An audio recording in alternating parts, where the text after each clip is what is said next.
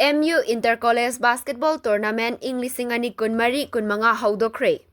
Manipur University Sports Committee Kanchipur gi mityeng makhada Organizing Committee Thoubal College na sinduna college asina host oiduna Haubam Tomba Memorial MU Inter-College Basketball Men's amadi Haubam Anandi Memorial MU Inter-College Basketball Women's Tournament ing 2024-25 ngasidagi Thoubal College ki basketball ground da Houdokhre. Tournament sing adu hogdokpagi thauramda tournament ki donor oiriba Jadav Sandra Haubamna athoiba mithung aduga Thoubal College ki principal Professor M Bina Devina thauram mapu oina saruk yaki.